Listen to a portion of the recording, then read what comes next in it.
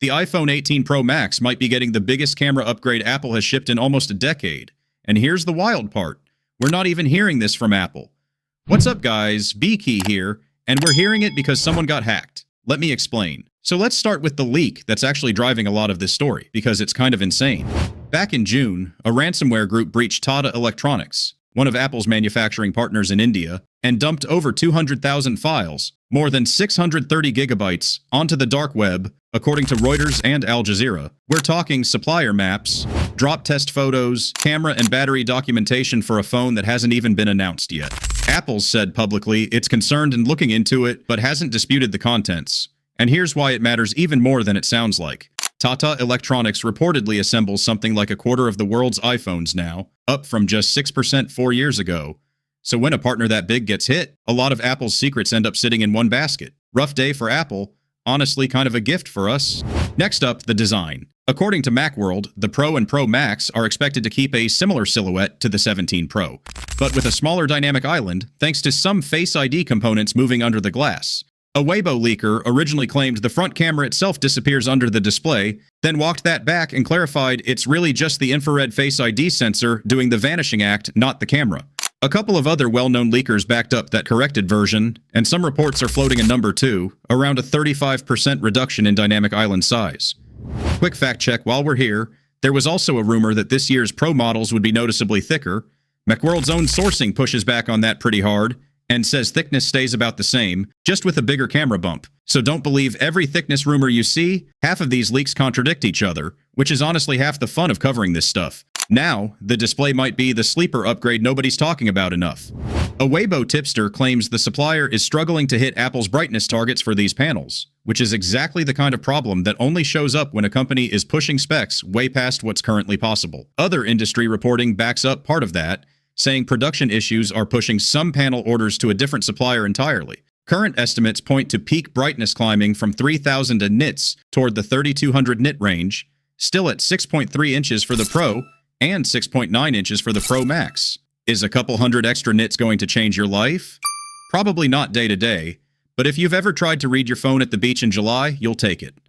Under the hood, we've got the A20 Pro chip, expected to be Apple's first 2nm chip, built on TSMC's newest process. Early estimates suggest up to 15% faster performance and around 30% less power draw compared to the A19. That's a genuinely big jump on paper. I'm cautiously optimistic, but up to numbers from early silicon estimates have a habit of shrinking by launch day. Speaking of hardware, Apple wants full control over the C2 modem. This would be Apple's next homegrown 5G modem, following the C1, rumored to bring proper millimeter wave support this time, along with better power efficiency. Some reports are also tying expanded satellite connectivity to this modem generation, meaning better off-grid emergency features down the line. If it actually works well, this is Apple finally cutting the cord from Qualcomm for good. If it doesn't, well, we've seen first-gen Apple modem stories before, and they weren't all smooth. Here's the thing that's got me the most curious, though: the camera. According to Ming-Chi Kuo, the main rear camera on both models is getting a variable aperture, something no iPhone has ever had. Kuo says the lens itself costs about 50% more than the current one, with two major optics suppliers splitting production.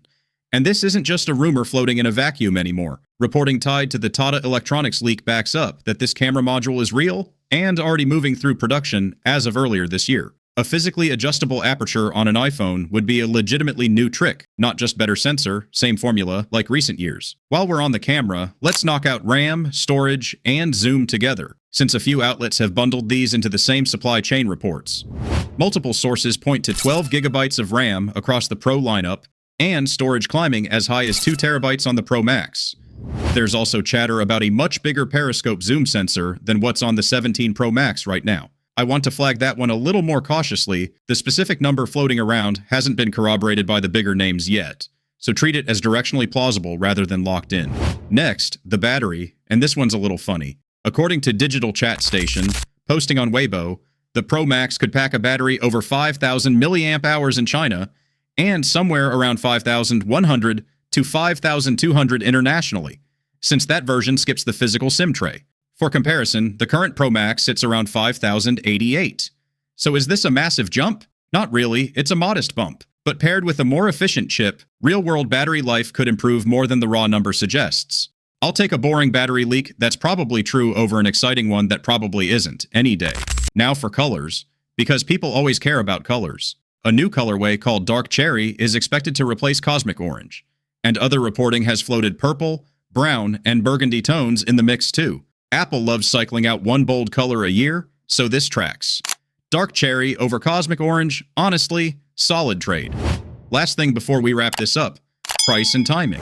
Multiple outlets are now reporting the Pro Max could launch around $1,300, which would be $100 to $200 more than before, largely blamed on rising memory chip costs and that pricier camera hardware. And here's a bigger shakeup. Several reports suggest Apple is splitting its release schedule, launching only the Pro and Pro Max alongside the rumored foldable iPhone in September, and pushing the standard iPhone 18 all the way to spring of next year.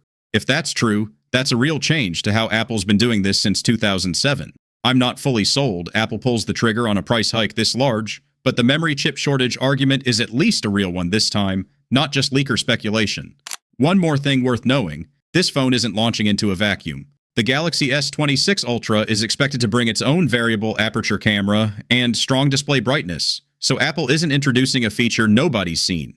It's playing a bit of catch-up on that specific spec, even if the execution ends up different. So if variable aperture was your one big reason to jump to iPhone this year, just know Samsung's aiming at the same target. So let's recap real quick. Smaller dynamic island, brighter display, the A20 Pro on 2 nanometers, a new C2 modem, a variable aperture camera that's already in production, a bigger battery, and a possible price hike, all landing in September, with the regular iPhone 18 pushed to spring. That's a lot of probably true for a phone Apple hasn't said a single word about yet. So Pro and Pro Max in September, regular iPhone 18 in spring, and somewhere in between, Apple's first ever foldable iPhone, which honestly might be the bigger story here. That one's coming in a video soon, so keep an eye out for it. In the meantime, since we just talked about the competition, there's already a video breaking down the Samsung Galaxy S27 Ultra leaks linked right above, since that's shaping up to be this phone's real rival next year. Go check that one out while you wait. Thanks for watching.